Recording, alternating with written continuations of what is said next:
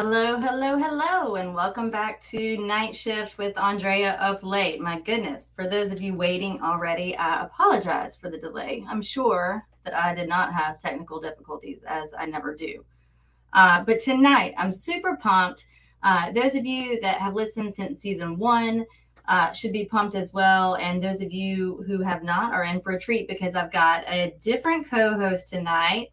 A lot of you will remember some of the duos we had before, but I'm going to go on and bring on stage now Drew Breezy. Duos, man. It was like we were Sonny and Cher.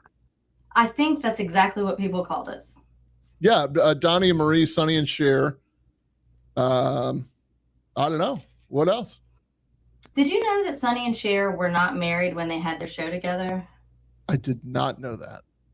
I didn't know that either. That's a new fact for me. Did you know that Sonny Bono died sliding into a tree?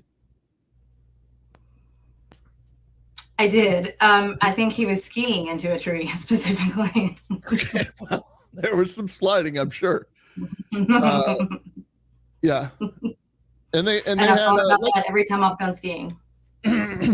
Yeah, well, I have not. But so what about this though? They had, think about this, like way back in the day, they had their first kind of like well, not first, but they actually had a transsexual kid. Oh, like Chaz. Chaz in the 90s. You know what I mean? Like it was definitely, true. You know what I mean? It was like not the flavor of the day. I think she set the trend. Yeah, she may have. I mean, who knows? Who knows? Well, you guys, welcome to Night Shift again. We air live every Tuesday on the Andrea Up Late YouTube channel at 8/7 Central, and then we drop the next day or two to StreamYard or Spotify, iTunes, wherever you stream your podcast. So you can either get the live or the YouTube video version, or just the audio for your podcast. And then you can follow me on Andrea Up Late on Instagram. And then we do different cases every single week. A lot of times unsolved, not always, but I generally tend toward the unsolved cases. That said, since it is a live YouTube channel, you will, if you're just listening via podcast, you will often hear us kind of engage in the chats or, call out something that someone has said in the chats, oftentimes pertaining to the case, a question, those kinds of things that we can further explain. But for tonight, like I said, we got co-host Drew Breezy. Drew, why don't you tell everybody a little bit about yourself? Oh, I'm 6'4". I'm the heaviest I've been in my entire lifetime. I was a Boy Scout. I was born and raised in Niagara Falls, New York. Let's start there. And okay. I got out of there as soon as I could. When I was 18 years old, I went into the Air Force. I always wanted to be a cop. I was pretty much a cop for Halloween every year. And I fulfilled that dream after getting out of the Air Force down here in Tampa, Florida. And I spent a couple of years trying to get on the street as a deputy sheriff with the Hillsborough County Sheriff's Office and to make the time go, so to speak. I was hired by that agency as a dispatcher.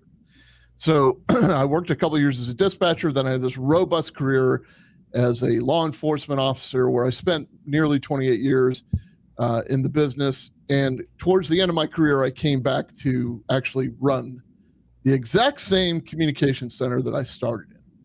Oh, wow. I was up there as a lieutenant. So that's kind of the story of me. Like I've held various investigative roles. I've held various supervisory roles and supervisory investigative roles. You name it. I love police work. I love helping people, but I also love sharing the message that police officers and dispatchers in particular are just human beings and they have human emotions. And I think that that gets overlooked quite a bit. I think it does as well. The case we are covering tonight, it's good to have someone with law enforcement experience with us because sometimes you guys, we cover cases where we talk about, the narrative often for something that goes unsolved is that it was either mishandled or, it wasn't handled properly or the officers didn't quote, do enough or whatever. And we know that oftentimes that's not the case at all. There's information that we as the public are not privy to, and that's how it should be. And there's oftentimes It could even be some teeny tiny town that's never experienced a certain type of investigation, a certain type of murder. Tonight's case is a little bit different, and it's good that we're talking about our support for law enforcement, because tonight's case actually exemplifies the other side of that, and why things should be handled properly, and corruption does still exist in certain places, or at least it did back in 1985 in Arkansas. And so we are going to get deep in the weeds. Everybody put on your thinking caps, get comfy, settle in, and focus, because this one's going to take you up and down and left and right and all over the place. But quickly, before we begin, Drew, would you like to speak on the dispatcher side of things that you just mentioned, and talk a little bit about, tell our listeners about your podcast?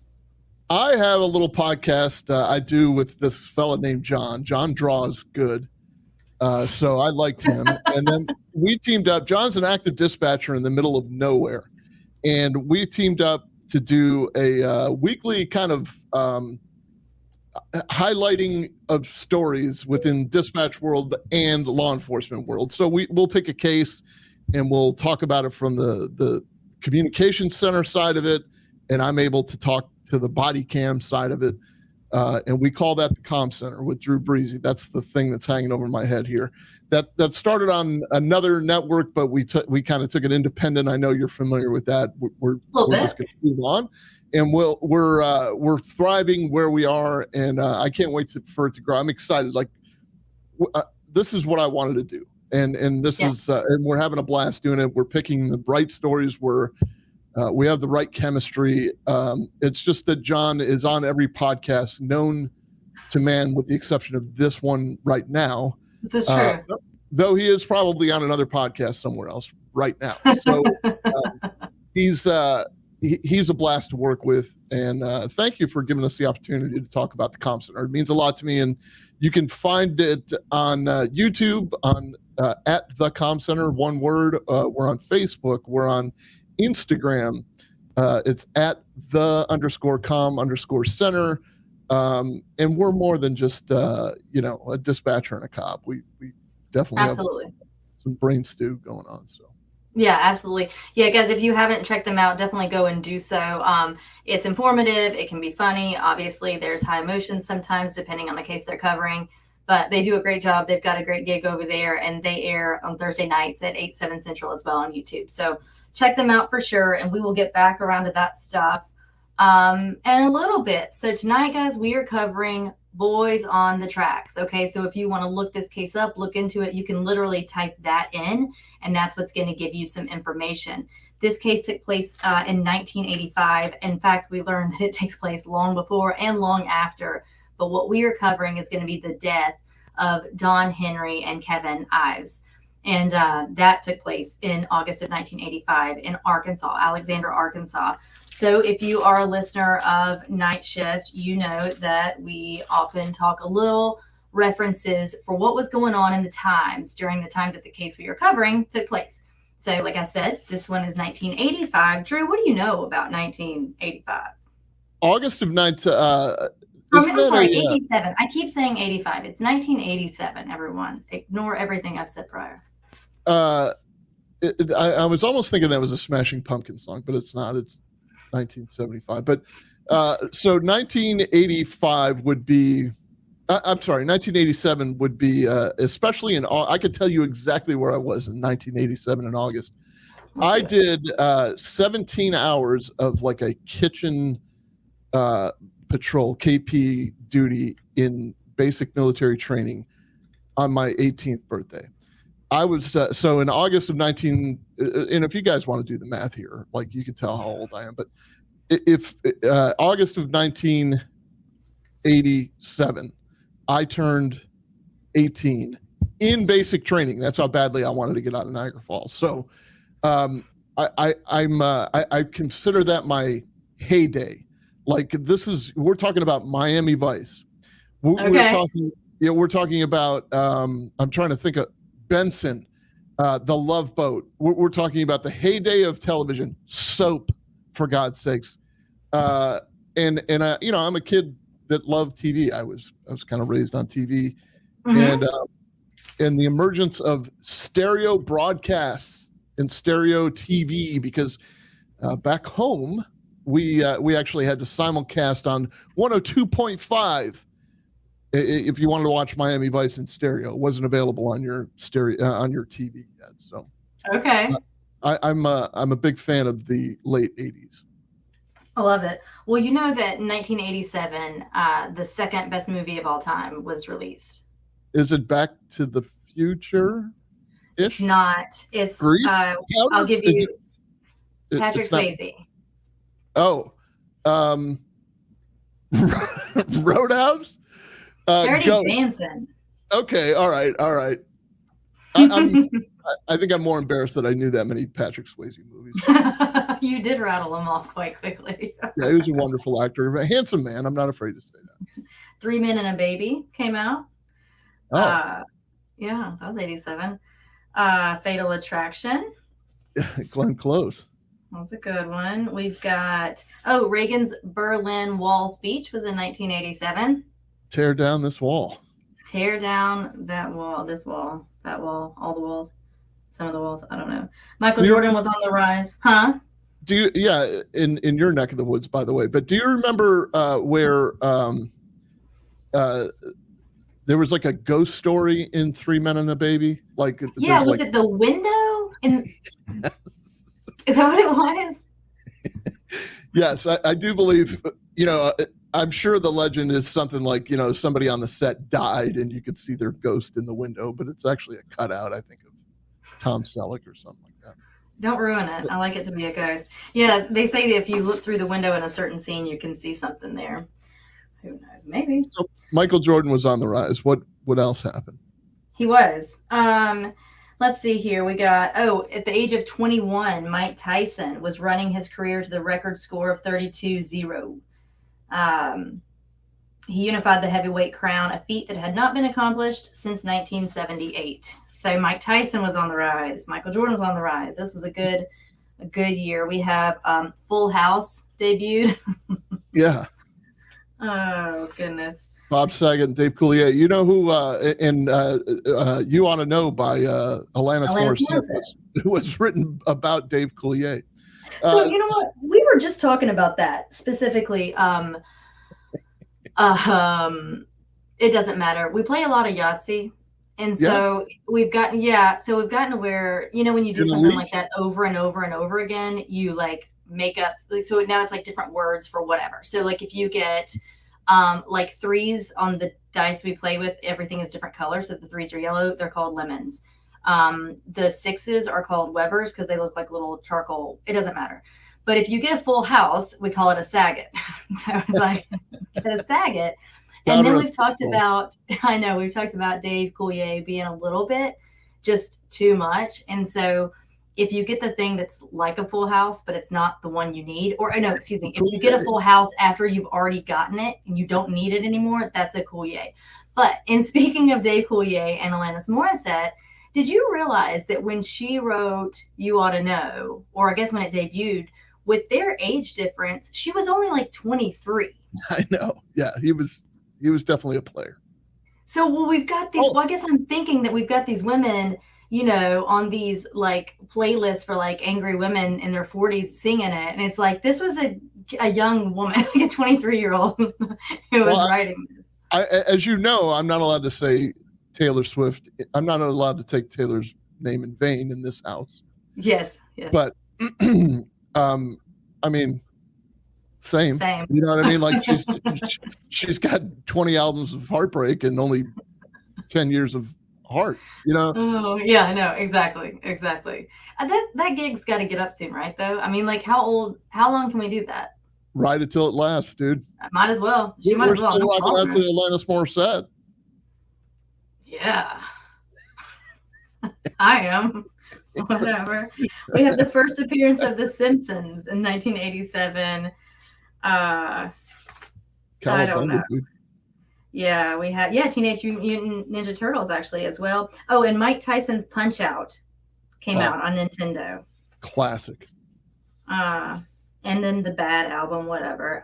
We've got Whitney Houston. I Want to Dance with Somebody. All right, let's wrap that up. I'm done with that. You done with that? Just to wrap it up, Andre, you know what Mike Tyson would say about the The boys on the track. The boys You on the would track. say that's a disaster. Yeah, we'd say it's or it's a conspiracy. It's a conspiracy. And he has pigeons. He has what? Mike Tyson has pigeons. That's how he calmed himself. He raised I pigeons. don't think I know that. For real. Did you know that he started an edible company, like for like weed edibles, but they're in the shape of ears? Seriously. It's Does he true. call it skin?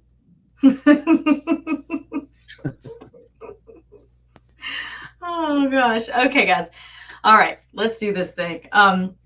We have laughed long enough. We've got we're going to be talking about the town of Alexander, Arkansas. Okay, this spans Pulaski and Saline County. We're going to reference Saline County a whole lot during this. All right, so central to the state, the town was basically built as a camp during construction for this railroad that runs through the town. Around this time, we've got about 3,600 people in that area. It's still a very, rural town in all senses. In the 2000 census, I think they only had around like 614 people. So you can imagine in 1987 what that would have looked like. So we're going to, 612 by the time you're done with the story. Likely. Okay. Likely. It was not growing at an exponential rate. No. So we've got in the pre-dawn hours, we're going to be talking about August 23rd. Okay, so overnight on August 23rd, 1987, a 6,000-ton cargo train made its regular night run to Little Rock, Arkansas. This train was over a mile long, and it was traveling at a speed of 52 miles an hour. So this is huge, and it's going fast. The train had been riding pretty smoothly. We have engineer Stephen Schroyer on board. And so he is now approaching the town of Bryant, Arkansas, another very small town in that same area. So evidently, per his account, he sees something in his path. He can't tell what it is. As the train drew closer, he realized, terribly so, that there were two boys lying motionless across these railroad tracks. Okay. And so he says, quote, "From the time that we had placed the train into an emergency position and laid down on the horn, I would estimate about 3 to 5 seconds to impact." He says, and that may not sound like a very long period of time, but when you're bearing down a couple of children, it's an eternity, honestly. So we're going to talk a little bit about what Stephen states that he saw at that time. And I know that it was 3 to 5 seconds. And a lot of people may think, there's no way you could have the detail that he had in that amount of time. But he will say, no, like, our job is to do that. That's all we do all the time. We know what to keep it out for animals, for people. Unfortunately, people use this as a means of suicide sometimes. They know they've got a keen eagle eye on this train, on what they can see from the train's lights. So I don't doubt that he saw what he says he saw. But we talked about the size of that train. Again, it was a 75-car, 6,000-ton Union Pacific cargo train, over a mile long. So even though he tried to stop, it was not going to happen in time, and it was a heavy cargo train. So he actually continues on for a full half mile. The boys' bodies. Oh, excuse me. I'm getting ahead of myself here, but you know where this is going. So Kevin and Don were actually out that night. Okay. So Kevin and Don were typical teenage boys. They worked on their cars. They would go on double dates on the weekends, and they loved to hunt. So Don was kind of a silly guy. Kevin was his best audience, they say, and they were together all the time. So on August 22nd, 1987, Kevin and Don met with a group of their friends at a commuter parking lot. They're just kind of loitering, hanging out in the parking lot. This was a place that the local teenagers would go. So we've got a few different eyes on them this night. Okay. Around midnight, they left. They go back to Don's house. So Kevin waited in the car while Don went inside to talk with his dad, Curtis. And so Curtis will say, quote, "And he came in at approximately 12:15. He told me where he was going. I told him just to be careful, and he took one of my spotlights with him, and he took his .22. So remember that Kevin and Don like to hunt. So Don grabbed his 22 caliber rifle and his dad Curtis's spotlight, and they left. So they were set to go off spotlighting. Drew, do you know anything about hunting? I'm not a hunter. I'm sure my caveman ancestors were hunter gatherers, but I've never been a fan of it. As a matter of fact, it's funny you say that. This 2 mornings ago, not this morning, I opened the shades of my back door, and there was a whole flock of baby deer back there. Oh, There was like 5 or 6 of them. And, I told my wife, hey, look, and her little feet shuffling towards, we had everything closed, but they could, they were like, yeah. They could hear through our which is kind of weird. I guess they hear everything that goes on in here. Yeah. Hopefully they're not taking notes. Yeah. Talk nicely about them. They hear it all. Well, these boys this night were actually going to do something called spotlighting. So spotlighting is illegal, as far as I know, probably just about everywhere. It definitely was there in Arkansas. Essentially, the idea is that you pull up in a car. You don't have to be in a car, but it helps. Yeah, it helps. But you hold the spotlight up when you see the animal or hear the animal approaching, and their eyes can get kind of fixed, like transfixed on that light, and they kind of freeze. And then you shoot them. So that's what the boys were set out to do this night. So they chose their usually they had this one hunting ground they enjoyed. And this is where they went this night, along the railroad tracks that ran behind Don's house. Remember, I told you that the town was built. The town was actually set up for people who were going to be building those railroad tracks. So about 3 hours later is when the train that I just mentioned came speeding down. The boys were lying exactly parallel on the track. So they are side by side. Their arms are straight down by their own sides. According to the guys on the train, they were partially covered, other accounts say up to their waist, by a light green tarp. So lying parallel to both of them was Don's 22 caliber rifle. Of course, we found out later that that was Don's gun that was lying beside him, but they see it, they being the 4, I think there were 4 men in the front of the train that were able to witness and give these witness statements of what they saw on the tracks that night. So according to Stephen Schroyer, the engineer, the conductor I mentioned earlier, neither of the boys was moving. He says, quote, I started lying down on the diesel horn and I got no reaction, none at all, not so much as a flinch, and we just passed over them.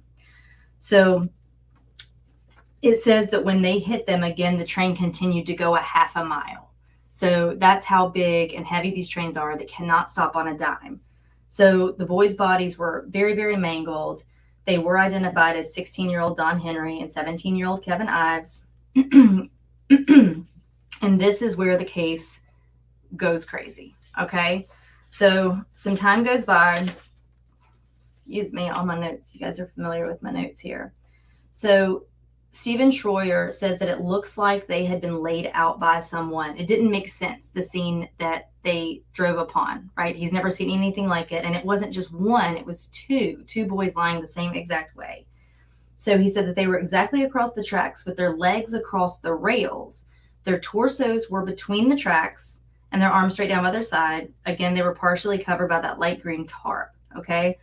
Neither one of them was moving, and he said that he got no reaction whatsoever. So when he laid down on that horn, he said there wasn't a flinch, there wasn't a movement, there was nothing whatsoever.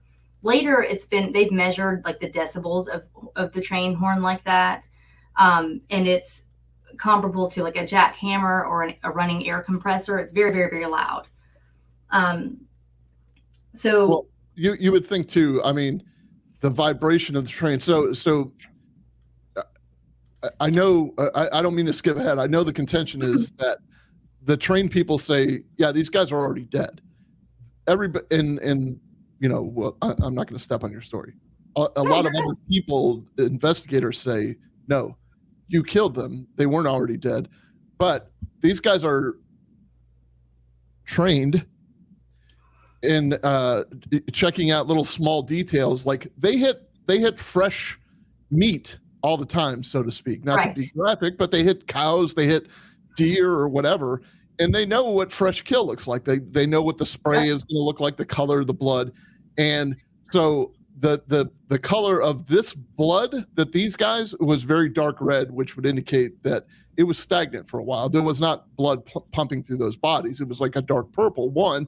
And two, just think about no matter what state of intoxication these kids are in, or if they're just very sleepy and they just happen to find a very comfortable railroad track to snuggle up to, the train aside, if there are two of them that are just asleep or passed out or whatever, there's a pretty good chance that one of them is going to feel the vibration, hear the train itself, hear the horn, and wake the other up. I mean, I think that the odds are pretty high that would happen, unless they were like, on lewds or so, like, I mean, totally knocked out by some kind of chloroform or something. But so correct. So now so you're right. So it's taken a very sharp left turn, which is not good if you're on railroad tracks. No, it's not. You don't want to take any turns like that on railroad tracks. In fact, to your point, this train was equipped, as most trains are, with what's called a cow catcher. So if you're not familiar, listeners, it's like an iron grate that comes to a point. It scoops and comes to a point in the front. And it's just for the reason that Drew was mentioning. You've got livestock and farm animals and things like that can come over these train tracks in the middle of the night, and you're going to hit this giant cow. That protects the train, and it scoops up whatever that is and usually will cast it aside. Now, the boys, of course, were lying down. They weren't standing up like a cow would be, so they weren't cast aside. They were just actually run over. We will talk about the scene and what the EMTs said when they got there concerning the blood. Like Drew said, it was very dark in color. If you have fresh blood and you have these mangled bodies, it's going to be bright red blood. It'll start turning darker, but it will be bright red at this time, because these men immediately got out to go check and see what they could find. They had to walk a half a mile back, right? Like, because the train continued to go after they hit the brakes and after they hit the boys. So they walk back and they find like a toe and a leg, things like that. So one of the boys was much more mangled than the other.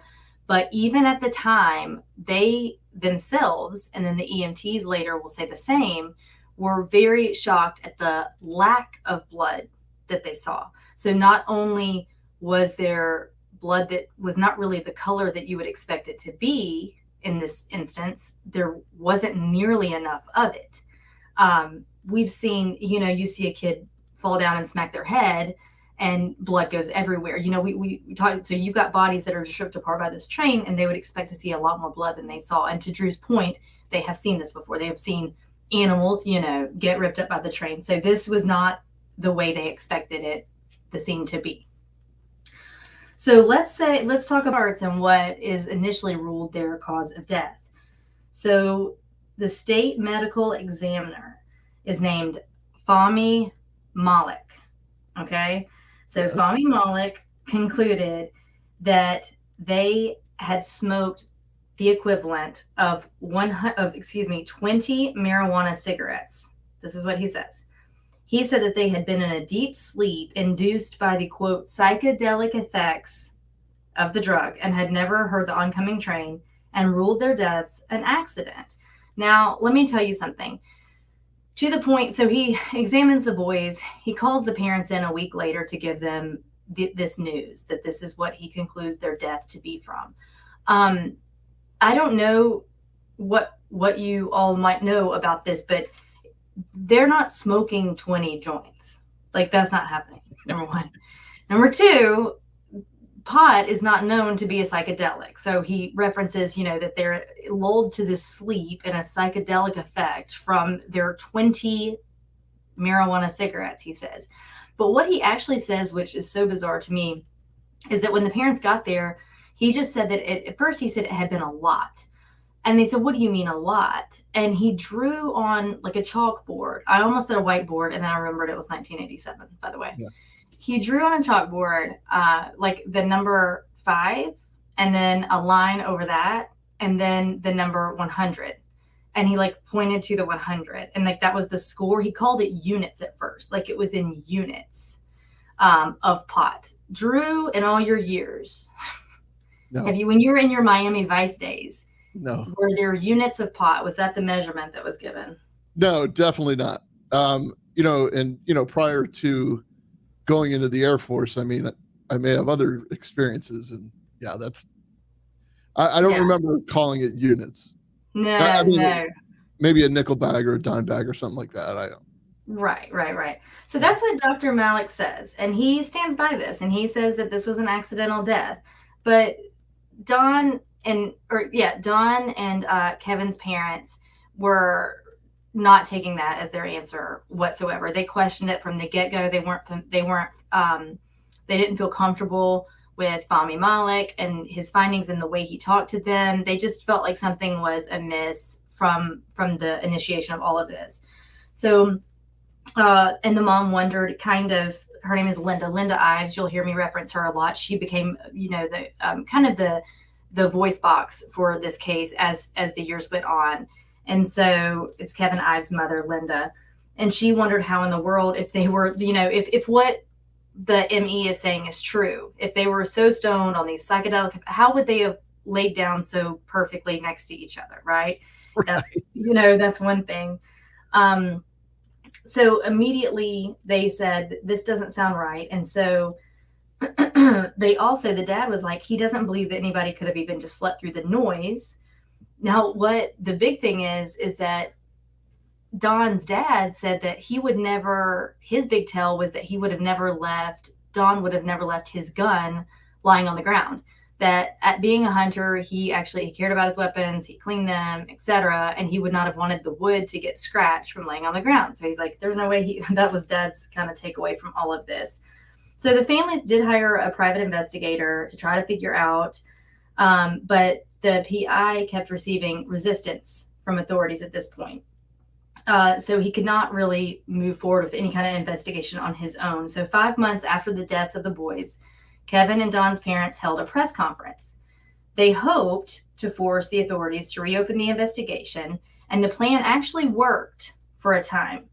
The day after the conference, the investigation was officially reopened, and the newly appointed prosecutor, you guys start taking your notes, Richard Garrett, had Kevin and Don's bodies exhumed for a second autopsy to be performed by an expert. Okay, so this doctor concluded that together they had smoked not 20, but between maybe 1 to 3 joints.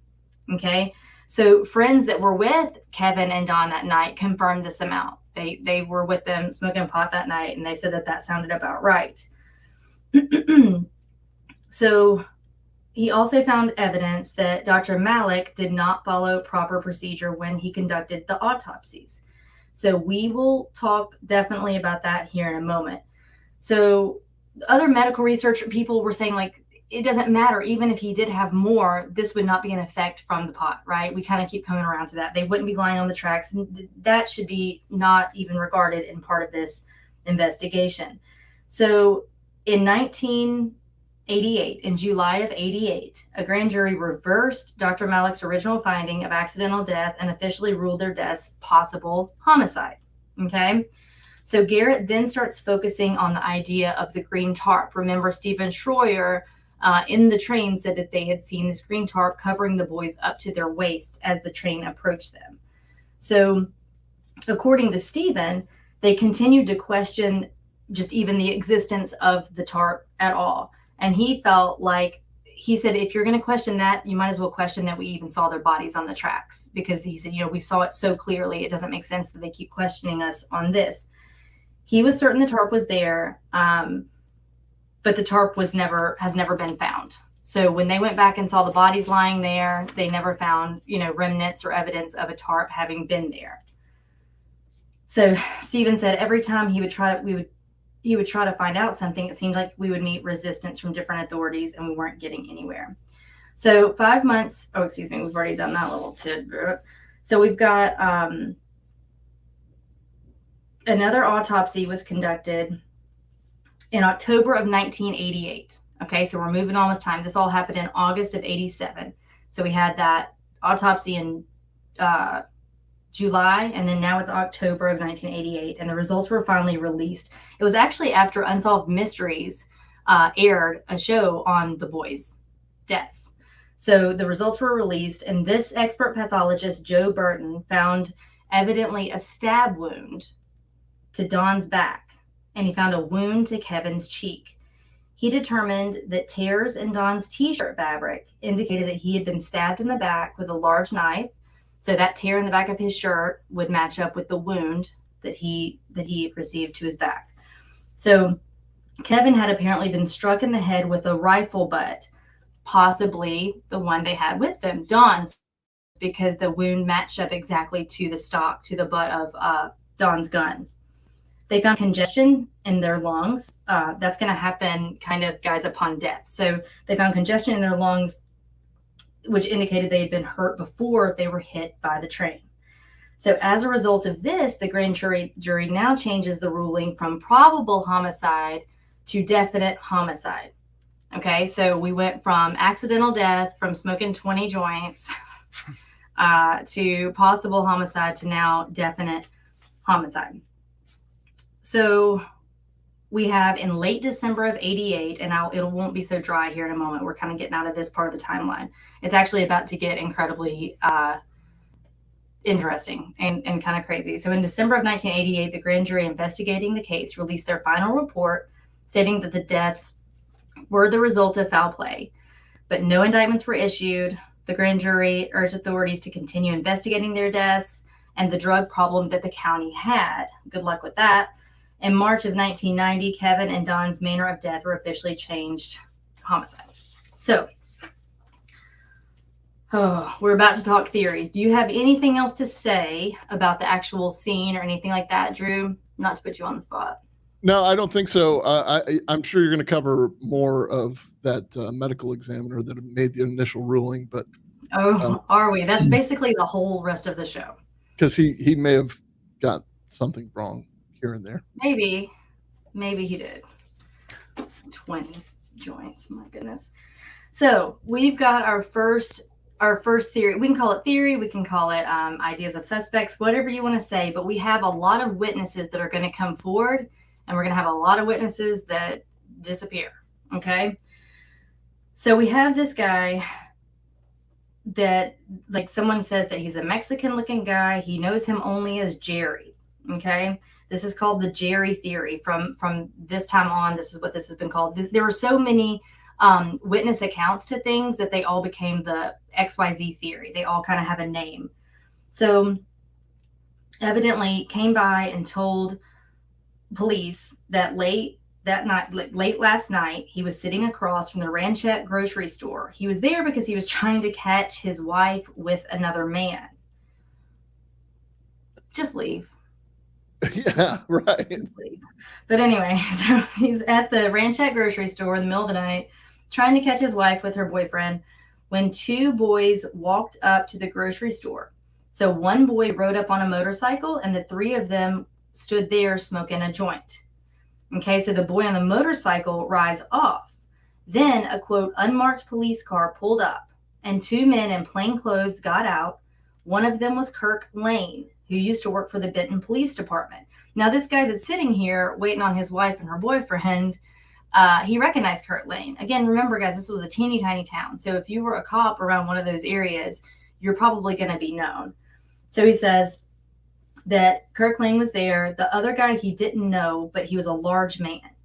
The two boys and these two cops get into an argument. The two cops beat the boys unconscious and throw them into the car and then drove off.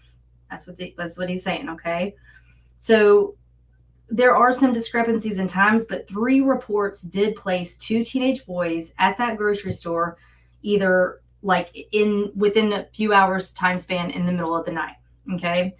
So this guy's name is Godwin, by the way, that's saying all of this. He estimated the time to be approximately 2:30 in the morning, and it was on the morning that the bodies were found. Jerry told this guy that he had observed the incident the last night.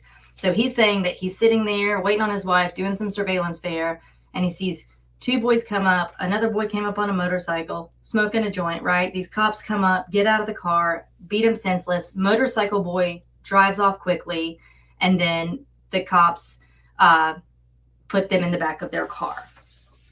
Okay, so now we have, on June 20th of 1988, law enforcement officials interviewed Ronnie Godwin while he was incarcerated in the Jefferson County Jail. He says that while returning home from Gigi's nightclub, Gigi's, on August 23rd or 22nd, he pulled off the road when he observed a police car, quote, that was gray in color with 3 antennas on the trunk and a spotlight by the driver door, sitting in the driveway to the grocery store. He saw 2 men he believed to be police officers. He said that one was pushing a teenage boy up against the telephone booth. Another teenage boy was lying or kneeling on the ground. The men then put the boys in the back of the car, drove over the crest of the hill near the grocery store, and were there for a couple of minutes. And about 5 or 6 minutes later, they returned. When the car returned back, he says that he did not see the boys, but he saw something that looked like a garbage bag in the back seat. He also provided a diagram that detailed the locations of all of the individuals like in his story in relation to one another, the grocery store, the phone booth, etc. And his where he observed all of this from. He said that the larger of the 2 officers who was pushing the boy was about 200 pounds, 6 feet tall, short, long brown hair, and was wearing a white or light colored shirt. And the other was described as being the smaller of the 2 and wearing a khaki shirt. So on another occasion, someone that is thought to be this Godwin guy actually contacted the father of Don Henry and related the story to him. And I guess he's kept consistent with this story the whole time. So these 2 stories match up. Like these are 2 separate witness accounts from kind of the same area who are saying the same thing. One just has a little more detail. So, and interrupt at any time, Drew. I'm not trying to steamroll you here with all this stuff. No. My goodness. So let's talk about Keith McCaskill. So Keith McCaskill was 44 years old around this time. He owned a nightclub. He owned Gigi's that we just spoke about. Okay, so he owned Gigi's, and his friends and family, when you talk to them since all of this happened, will recall him being extremely paranoid about talk of if anyone was talking about the railroad, the tracks, the boys, the death, he would get super anxious and just act super weird. They say that in the months after the boys' deaths, he stayed home more. He was kind of always looking over his shoulder. Now, Keith was about 6'2", 200 pounds. He was known to be kind of a barroom brawler. So you can imagine he owns this club. He's probably breaking up bar fights all the time. And he was kind of known for this. So keep that in mind. He had been talked to by local law enforcement and told to keep his ears open to any kinds of talks about the boy's death. So like while he's naturally just working at the bar, right? People are drinking. He said they're hoping that somebody will talk and he'll be able to relay this information back to law enforcement.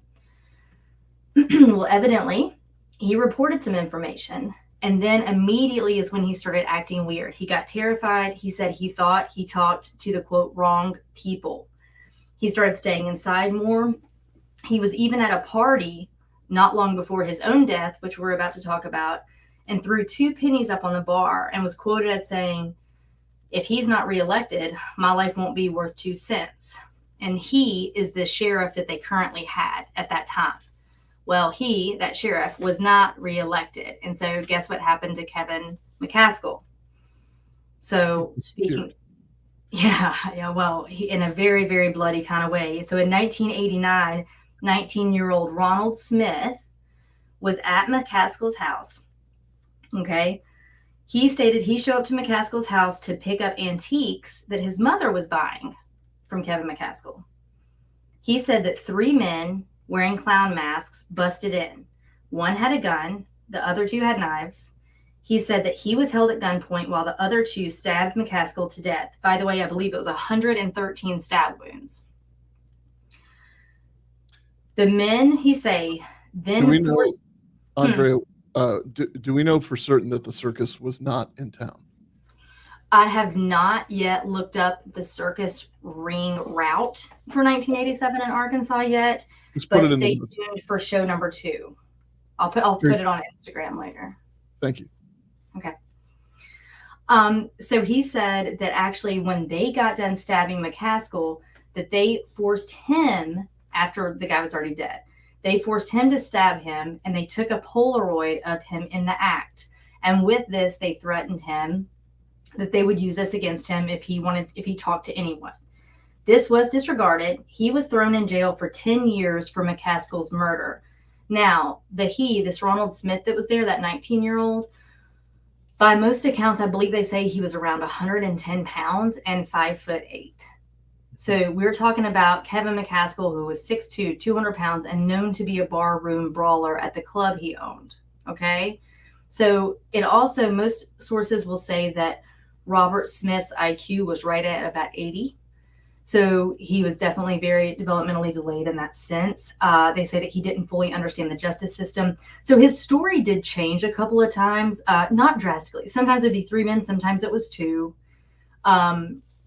One time he omitted the part about the clown masks, but then other sources will say that he was kind of interrogated so much so that these things started happening. Take any of that for what you will, but he was a teeny tiny boy, and I think that at least, if nothing else, the argument is that there's no way he could have overpowered this man and stabbed him 113 times. So authorities say when they got there, the scene, as you can imagine, was incredibly bloody. There was blood all through the house, so that's going to indicate, right, Drew, that this took place throughout the house, that likely, I would say, Kevin's fighting back. He's probably fighting for his life through his whole house. And there were never any reports of Robert having any wounds on him. There's not even, you can't read where he had, like, he said that the blood he had on him was from when they took the picture, when they made him throw a knife at him that time, at the end of it. Outside of that, he didn't have wounds, or like you'd think he'd at least have some bruising if Kevin was able to get his hand around him somewhere. But that's that. So now we have Kevin, who evidently reported some stuff to authorities. And like I said, he felt that he spoke to the wrong people and got paranoid immediately after, and then met his demise in a very, very bad way.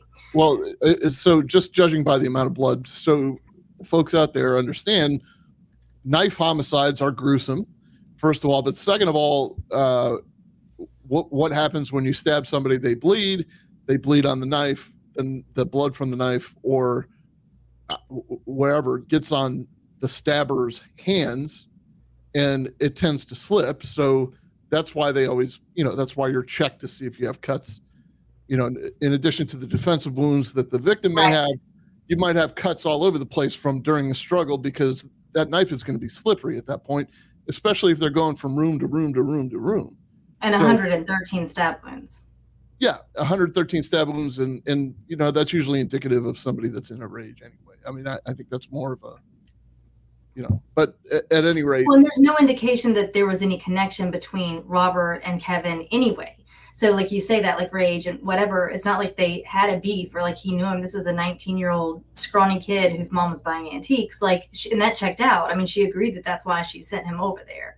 So, none of that would it just doesn't make any sense. No. If you're going in there to rob them, you would just kill them and take whatever you're going to take. You're not going to kill them 113 times.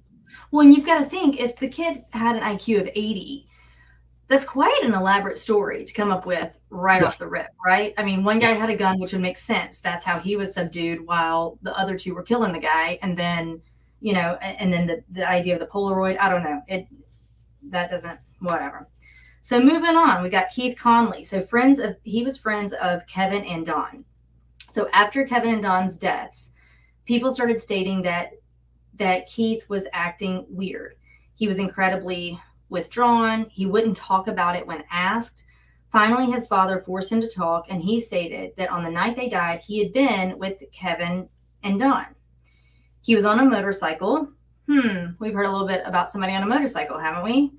And they were on foot. They were smoking weed, and he said a cop car pulled up and he drove off. So this is perfectly in line with the Jerry story, right? And the Godwin guy and the Jerry guy. So that's 2 other like separate witness accounts, independent witness accounts, that now this kid corroborates with his story. And so Keith, the guy on the motorcycle, was subpoenaed to testify in front of the grand jury. Okay. He died just a few days later.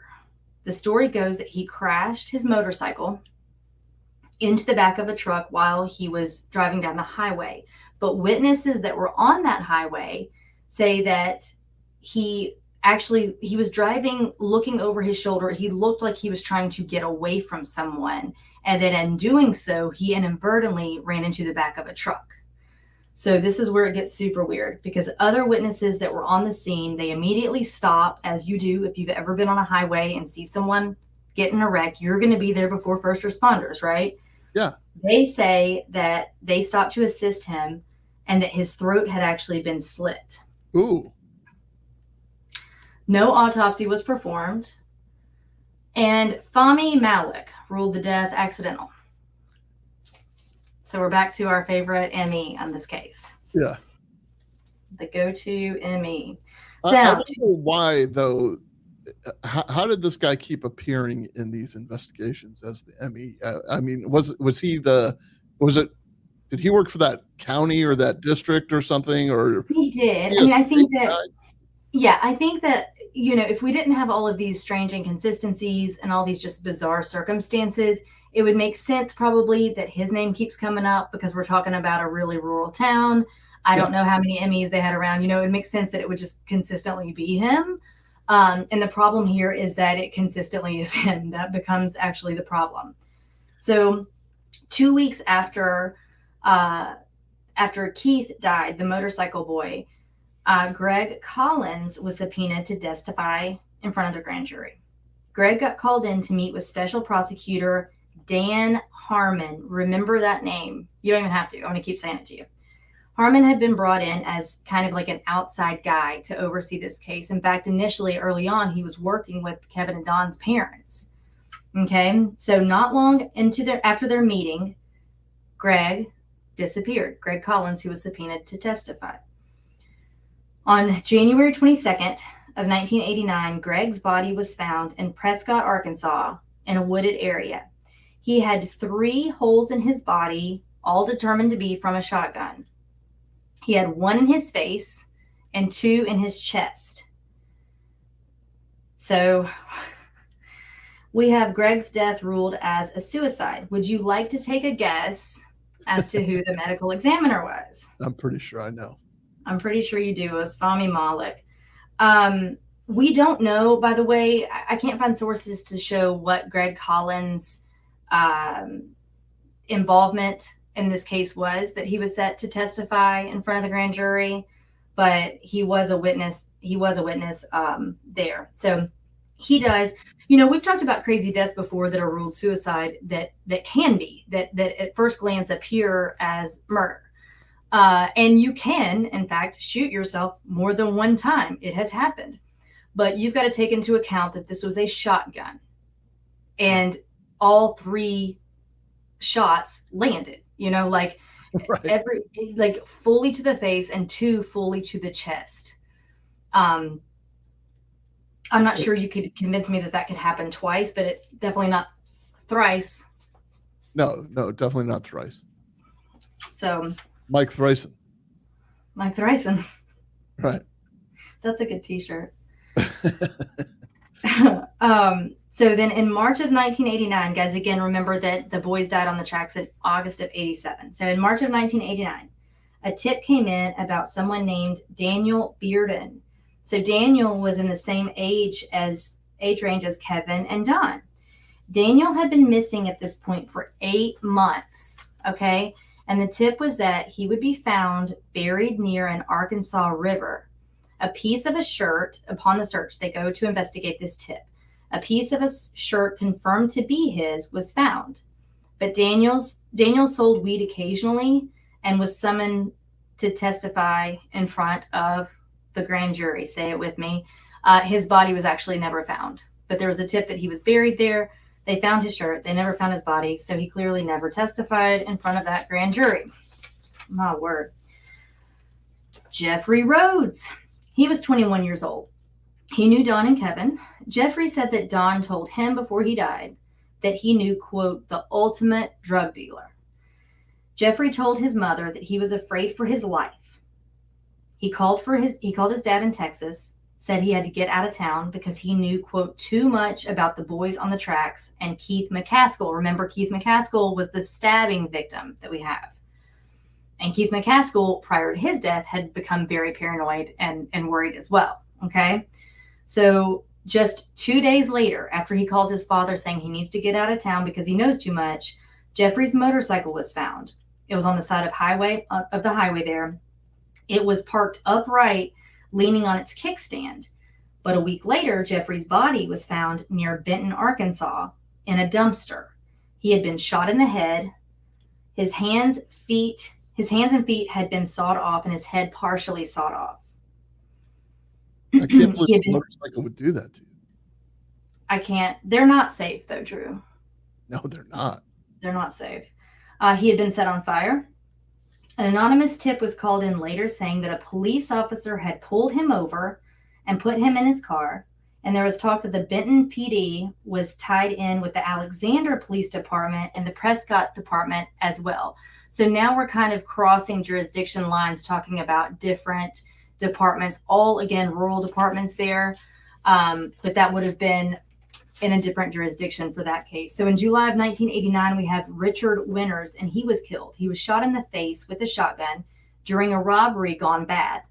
Talks ensued that this was a setup, as Richard had been subpoenaed to testify in the grand jury hearing. Not too long after, you can't make this stuff up, right? Right. Not too long after, James Milan was found dead in his home. He had been decapitated. At this point, I'm sorry, but why isn't everyone going to WITSEC?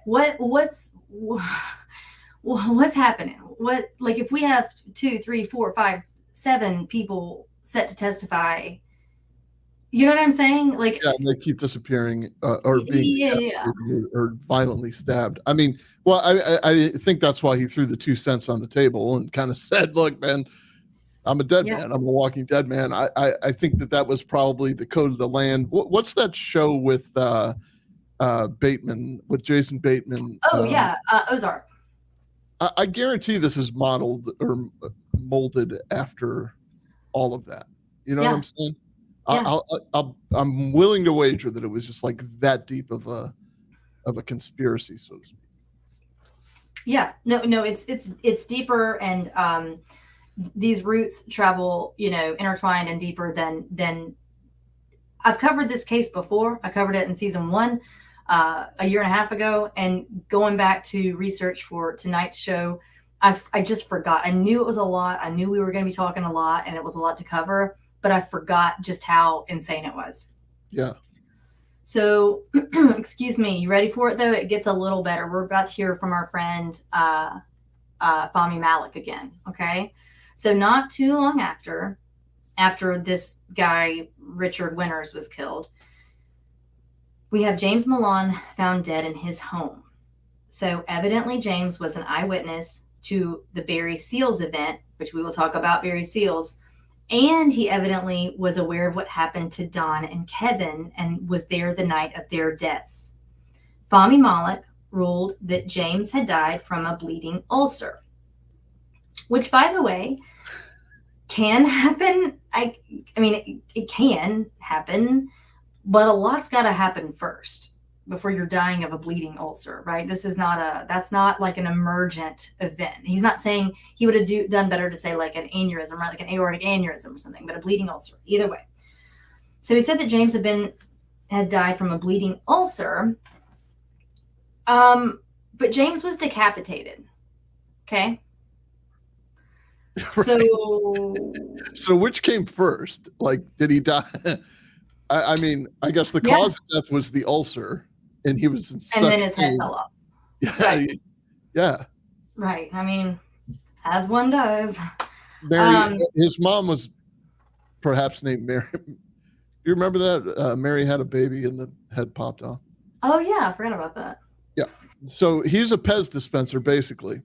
Essentially so, with an ulcer. So Fahmy says that this eyewitness that's going to set to be testifying against the grand jury had a bleeding ulcer, died from it, and that his head, he was decapitated. So in defense as to how James was missing his head, Fahmy Malik stated that James's dog had eaten his head completely off. Even though there were accounts that this was even though that's already far-fetched, there were accounts that this was a pretty straight wound, a pretty neat wound to the neck, okay? And it was a standard poodle. And it was a standard poodle. But Dogs, okay, either way. So, Cats do that. I don't know that dogs do that, do they? but the cats don't decapitate you. I mean, they might You eat don't the know cat. tissue. Yeah, yeah. You trust cats too much. I'm just gonna say that. Possibly. That's Yeah, possible. yeah. So he said, so Fahmy Malak said that James's dog had eaten his head completely off because, by the way, there was not a head around. So not only did he say that this dog decapitated him by eating his head off of his body, he says the dog ate the head, like ate the skull, swallowed, digested a head, a human head. So soon after, someone actually found James's head. It was found a couple of blocks away in a dumpster. And do you know what Fani Malik said when they said, "Hey, we found a head"? You know I what he do said? know, but go ahead. What do you think he said? Huh.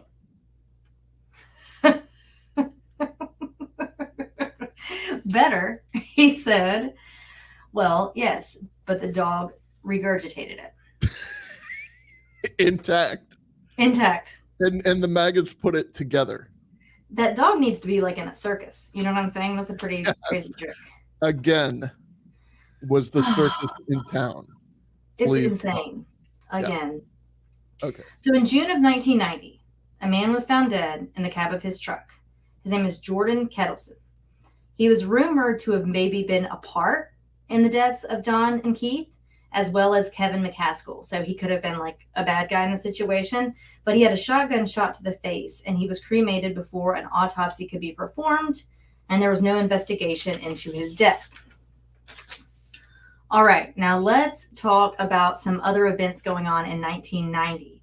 We have assistant, and you guys bear with me because this is where, if it wasn't already wild, here we go.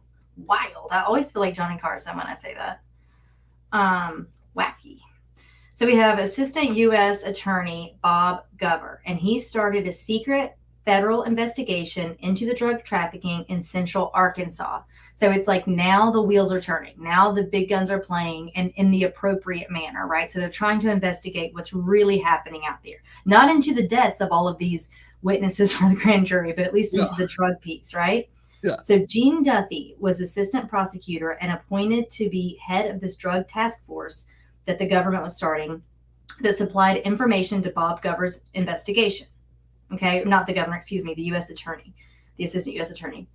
So everything, now we've gotten past Benton and Alexander and Saline County, Arkansas. We've gotten past Arkansas in general. Now we're taking it to a much bigger level, okay, federally. So everything we know and have been chatting about here was organized by Gene Duffy. So everything I've just told you was information that she has gathered concerning all of these cases. And it was sent to Bob Gover. In every instance, Dan Harmon's name kept popping up. Remember, Dan Harmon was the one that was brought in as the special prosecutor. So all of these witnesses, stories, etc., Dan Harmon's name is involved. So not only is Fahmy Malak the ME, Dan Harmon seems to be the one greasing the wheels as well. So in May of 1990, Dan Harmon became prosecutor general and immediately started calling for Gene Duffy to be fired.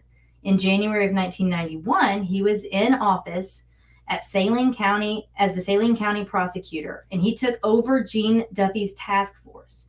He convinced a judge to issue a subpoena for Gene Duffy to bring all of the evidence, so everything I just read you guys, and more, because she has the drug piece as well, that she had against him, Dan Harmon.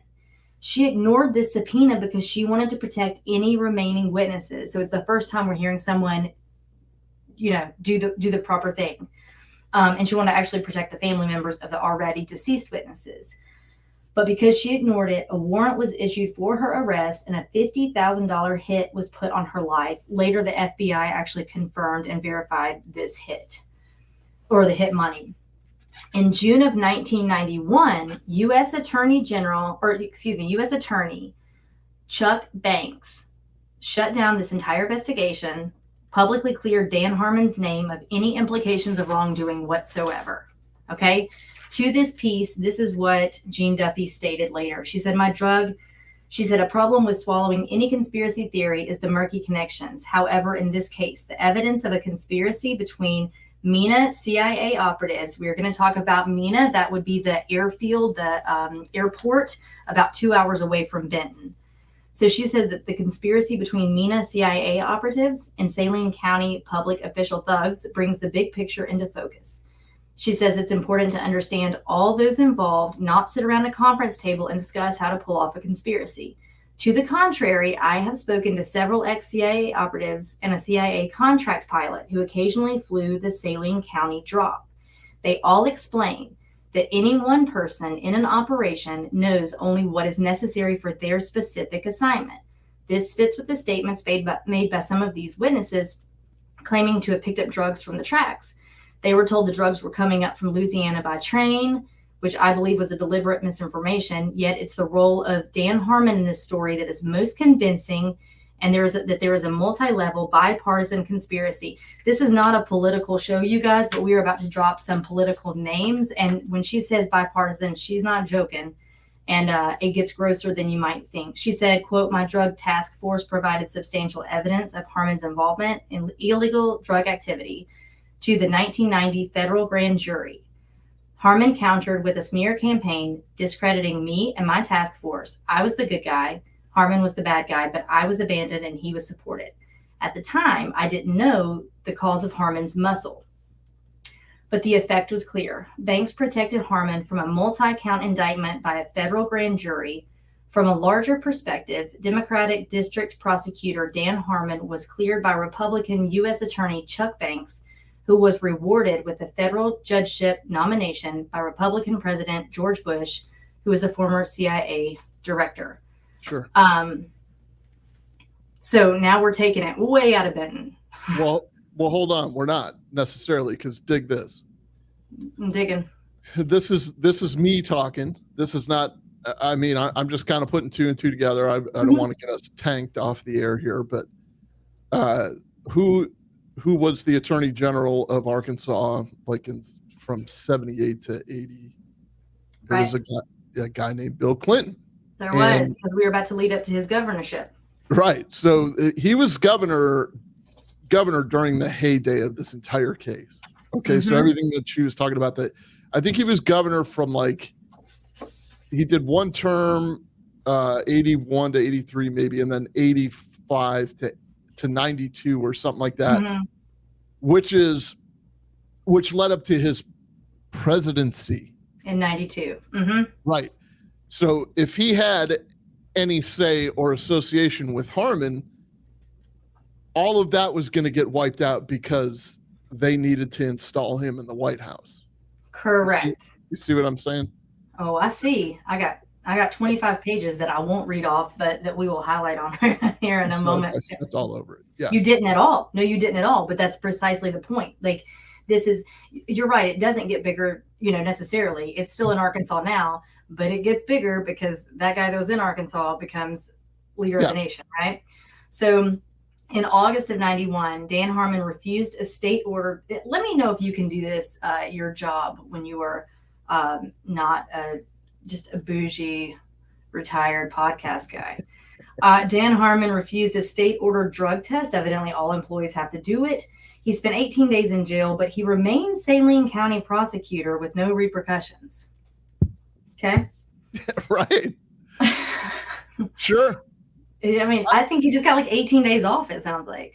I think this is, this is classic of things going today. Like if I were incarcerated today, I would just identify as the warden and pardon myself, which is literally probably what he did. He's like, well, I'm not going to face any criminal charges here. I'll spend the time in jail. We'll run the due process, but you're not going to remove me from office without an impeachment. And he just continued to operate. Yeah. And they probably needed him in there. Exactly. I think they needed him badly in there. He couldn't leave yet. He held the secrets. Absolutely. In 1993, Tommy Niehaus approached Linda Ives. So that's Kevin Ives' mother. Remember I said earlier, she's been the talking piece to the boys' deaths in the years after their deaths, trying to lead up investigations, get extra autopsies, all of the things. She was never okay with the manner in which this was being handled. Tommy Niehaus, in 1993, was 18 years old. He had been 12 at the time of Kevin and Don's deaths. He said that night he and his buddies were playing by the railroad tracks. He said that he saw lights and near the track, like kind of on and off near the tracks, near the train tracks, and it caught their attention. He said that they saw 3 men and 2 other people that he thought were probably like teenagers. Like they weren't little kids is how he describes them, but they weren't big men either. They kind of inched closer, because he said they were kind of just being nosy. They're 12, He said that the 3 men were calling out and motioning for the boy to come to them. He then states, Tommy, that it looked like they didn't really want to, like that one wasn't doing much moving, the other seemed hesitant to go. He said that he saw a flash, he heard a gunshot and saw a flash of light that Tommy said looked different to them than the flashlights they had already seen the men holding. He said he and his friends got scared, they ran off, and when he was asked if anyone looked familiar or recognizable to him, he immediately said yes, he recognized his mother's former boyfriend, Dan Harmon. Other than that, no. But no, nobody else. I didn't know anyone else. Right. Just the special prosecutor on this whole case. Yeah. Oh, okay. Charlene Wilson was involved in a different criminal case in 1993. She testified that in 1987, she was dating Dan Harmon. She said he kept her high most of the time and that she did go on some drug deals with him. She said that investigators need to talk to his ex-wife and ask her about their money. She also said that they should look into criminals with drug offenses that have been let off the hook. She said that, or missing evidence, etc. She said that she drove with Dan to meet a man named Keith, potentially McCaskill, right? Sure. Keith and Alexander, and he matched the description of Keith McCaskill. She said that she stayed in the car with a bag of Coke that he gave her, that Dan gave her. She said that Dan, was having this meeting with Keith McCaskill, who potentially, was maybe like implicated in the death of the boys, right? And he also knew that his life was on the line, and then he died. She said that she stayed in the car with this bag of Coke, and that at some point Dan ran back to the car and he got in the car with her. They go back home and he told her that she needed to shower immediately. When he got in the car, he threw an item at her, and it was a green tarp. Per her account. Okay. Right? Yeah. What in the world? Dan Harmon catches wind of this and he starts threatening the lead investigator. But the lead investigator thinks that Charlene, is leaving something out. She's not completely confident in her testimony. She said she didn't think she was lying, really. She just didn't think she was getting the whole story. So she then says that she did get out of the car. She said that she walked to the tracks with Dan Harmon and they met up with Keith McCaskill. She said there were 2 other men there, like that she didn't know. They were all angry, and she said that they said that some kids messed up their drop. Soon after, 2 policemen show up with the boys. This is all Charlene's account. One was dead, the other wasn't, and she said that Keith McCaskill killed the one that was still alive and then forced Charlene to stab him so she wouldn't talk. Whoa. Does this sound familiar, though? This sounds much like Keith McCaskill's death. Yeah, sure. Right? With Robert, the small boy that had to stab him with the picture so he wouldn't talk. Yeah. Side note, Dan Harmon was successful in having Charlene locked up on a 31-year sentence for an erroneous drug charge, by the way. They say erroneous, I don't know. She did a lot of drugs, but she had never had an offense before. So she had never been charged criminally with any kind of drugs. And so this was a 31-year sentence, by the way, on a first charge. She served about 4 years of this. Actually, Mike Huckabee is who pardoned her when word of all of this kind of started getting out. She said her statements, along with Tommy Niehaus's statement about his mom's former boyfriend, led to an FBI investigation in April of 1994 The FBI called Jean Duffy to request her cooperation of the investigation. Remember, she was the one appointed to bring all that information on that task force. At this point, Bill Clinton is now president, because now we're all the way into whatever, 94. So in 1995, the FBI promptly dropped the investigation, the one that they were trying to bring Jean Duffy back in on. Okay, in 95, the FBI drops the investigation, stating, quote, "Based on the foregoing, there is no reason for the FBI to continue investigating this matter. Sincerely yours, Ivan C. Smith, Special Agent in Charge, FBI." In November of 96, Harmon remained in his position as prosecutor. So there's been a lot that's gone on his watch. So he is still prosecutor there, and Charlene had been in jail at this point for a few years. Dan Harmon's wife now, he's married at this point, his wife was arrested a few counties over with massive amounts of cocaine. Can you imagine how she might have obtained this coke that she was arrested for? Dan Harmon, the prosecutor's wife. Well, it's because she stole it from the Saline County evidence room.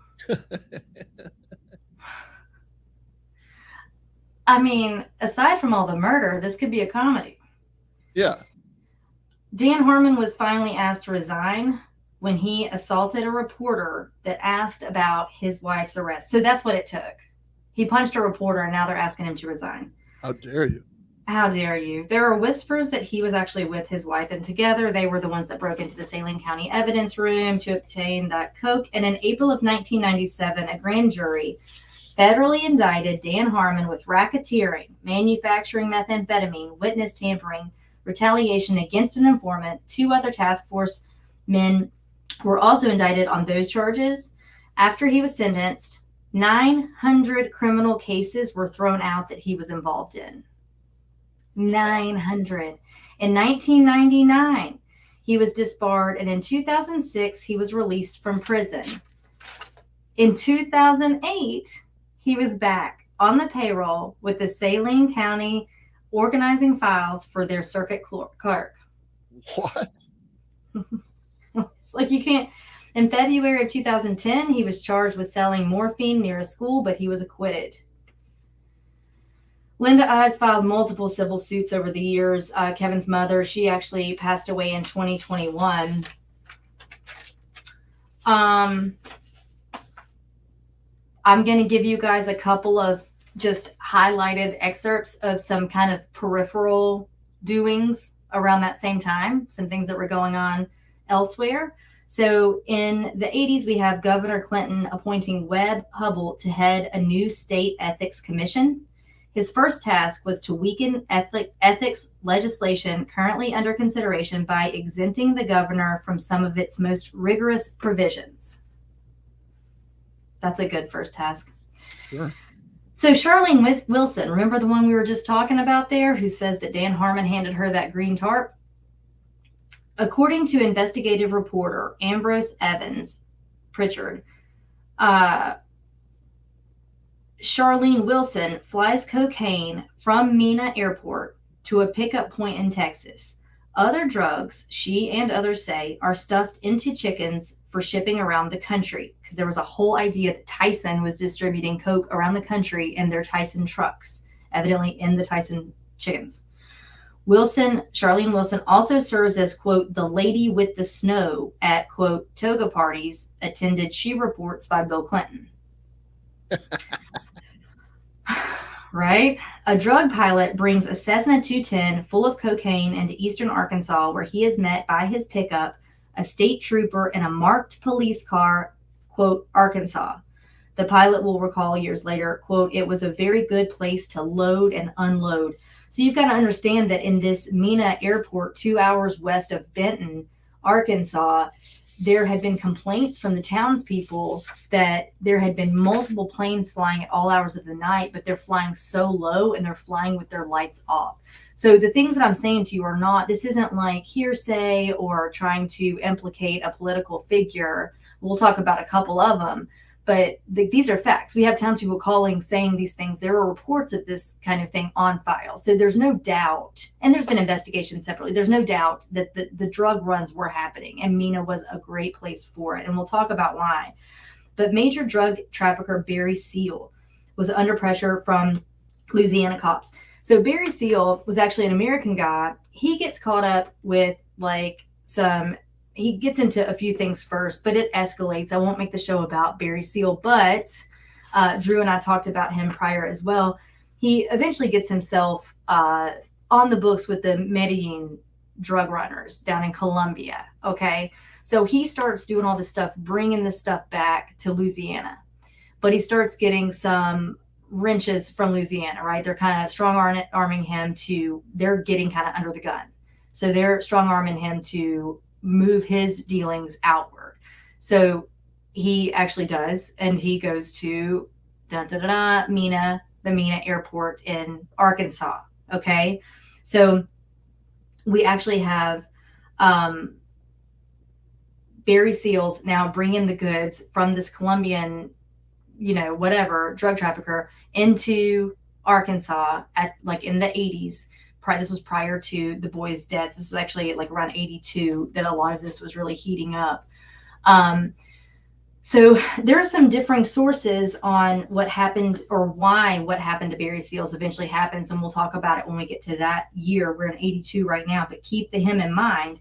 And there was a DEA report uncovered by Evans Pritchard that cites an informant claiming that a key Arkansas figure and backer of Clinton, quote, smuggles cocaine from Colombia, South America, inside racehorses to hot springs.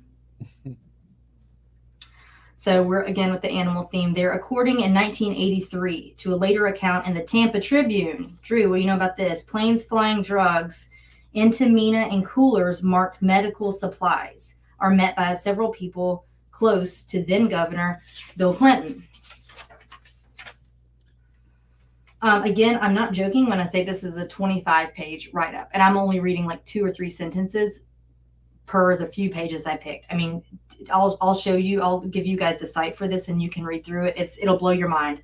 So in 1983, 84, a private contractor let's not do that one. Hot Springs police record Roger Clinton during a cocaine transaction.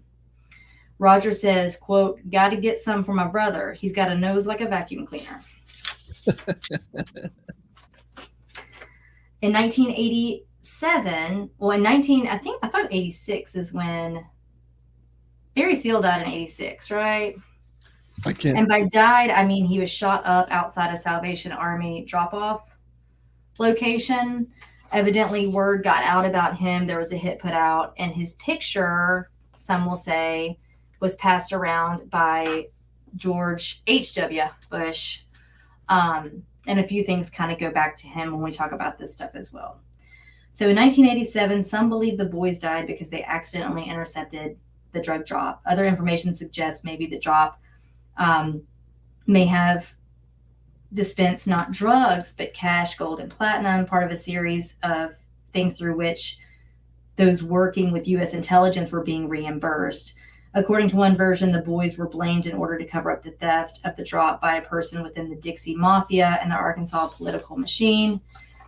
In 1990, Charlene Wilson, that's the one that we just talked about, is when she says that she tells a U.S. grand jury that investigated the drugs in Arkansas that she provided cocaine to Clinton during his first term, and that once the governor was so high he fell into a garbage pan. The federal drug the federal drug investigation is shut down then immediately within days of her testimony. Then she was the one that was later arrested by Harmon. Oh my gosh. And had to serve 30 some odd 30 years. So well, she was sentenced to it. She served 4, but yeah. I'm pretty convinced that this was hey, look, you're going to be sentenced either way. We have the judge. I'm going to prosecute it. We have the judge, so you're just going to go away, or you can stay out, take your chances, but you're going to be killed. So then we'll have Fahmy Malik be your medical investigator. Right. You just do what we tell you, you'll be fine. Yeah. So I mean, I think without putting the tinfoil hat on, I mean, they say things like, and I don't want to take it too far off the map of Arkansas, but the crack epidemic emanated in Southern California or Los Angeles area, and that was said to be it was invented and seeded by the CIA, by our own intelligence people. And it was meant to create this, whatever atmosphere, which it eventually did. It caught on, it swept the nation and all this other stuff. There is no doubt in my mind that if you wanted to concoct a story, say I wanted to just write a fictional story of a country that had a little state in the middle of the country that, the proliferation of drugs, this could be an intelligence, because dream. Yes, because so maybe you invent methamphetamine and you start distributing it, then you have lawmakers in place that create higher sentences. Now you hold, this sentence over this person, which, you know what I mean? This is for sure. This is the string that the puppeteers pull. For sure. I'm pretty convinced that this is exactly what this was. Well, some will say that the Mina, that airport, actually the drops there and all that stuff, it was so significant, so widespread.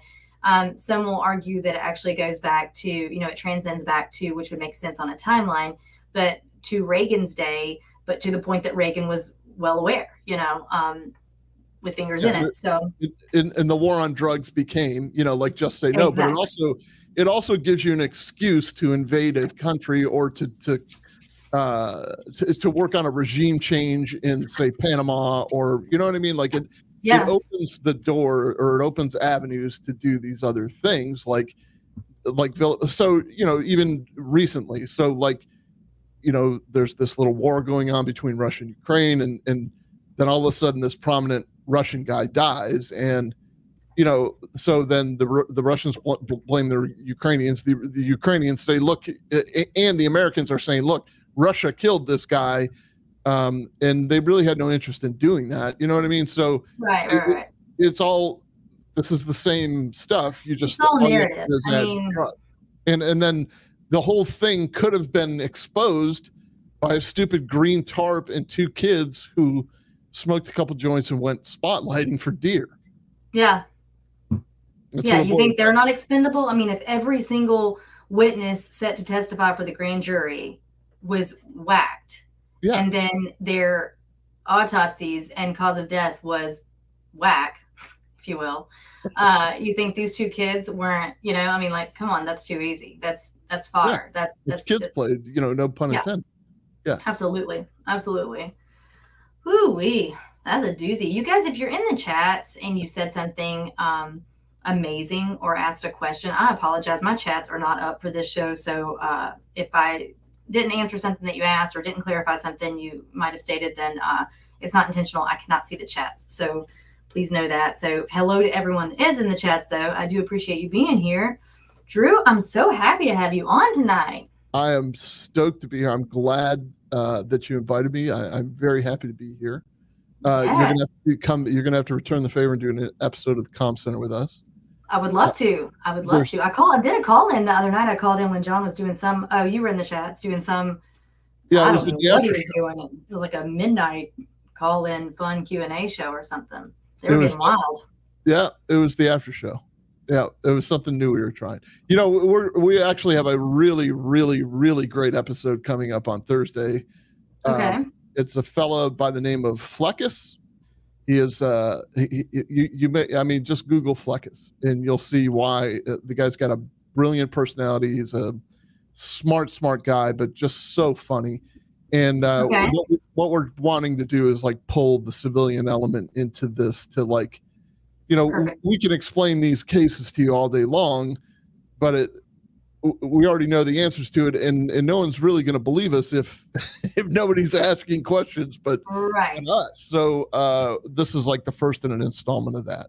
Anyway, okay, I like that. That's that Thursday, but I didn't mean to hijack your not at all. This is especially once the case is over, a case like that, I have to concentrate and go because I'll lose my train of thought or whatever. But now that part's over, we can chat we can chat it up. Those listening know that my typical co-host is BC Sanders, who is a retired homicide lieutenant. So that always having Drew on, having BC on, these kinds of things are awesome in terms of me. Tonight's show was a little different in the sense that I didn't have a lot of those kinds of questions just because we have the facts of what happened and it's not kind of investigating a scene or, those kinds of things. But it's always good to have, these kinds of guys on that are, super strong in the muscle of investigations and how things should go, and what it looks like when they don't go that way for whatever reason. So, yeah, we ought to do something. Let's all have a party, Drew. Yeah, let's have a. Do you want us to do it at your beach or at my beach? Oh, we could do it at your beach. We can all fly into Mina Airport in Arkansas. No, that's a party. Yeah, right. It's ski fest. It's a bigger party than we started the show with skiing. So yeah, we make Sonny Bono proud. Jeez. Oh my. All right, guys, it is getting late and I have talked everybody's heads off. But to those of you that are currently watching live, I appreciate you every single week. And those that aren't, I hope you enjoy the show once it drops. Again, it will drop to Spotify and iTunes and all that stuff in the next day or two. You can always follow me on the Andrea Up Late channel. The show is Night Shift on YouTube at 8/7 Central. We are live every Tuesday night. You can follow me on Instagram at Andrea Up Late. And then again, you can just type in that name to wherever you stream your podcast. You can follow Drew Breezy, at What Say Drew on Instagram. He told you some of those things. I'll include them on my Instagram post as well, so you can always find him. And again, they have the Comm Center. That's a show on YouTube, and there's a Instagram and all of that as well. And it's right there behind him. So if you see that logo, the black and the yellow there, that is the Comm Center with Drew Breezy. So we really appreciate you, Drew. You are amazing, and I would love for you to come back on sometime. I'm always good. All right. Well, I'm down. So I guess for that matter, we will let me go on and get my stuff all clickety-clicked. Oh, also, guys, please do all that stuff like the liking and subscribing and the rating and the reviewing. It's all free. It's literally if your index, if your toes, anything, your nose, just if it touches a surface, use it and click the buttons. But so for that, say what? It costs you nothing, for God's sakes. Leave her a rating and review. Nothing. It costs you nothing at all. All right, guys. Well, we will see y'all next Tuesday.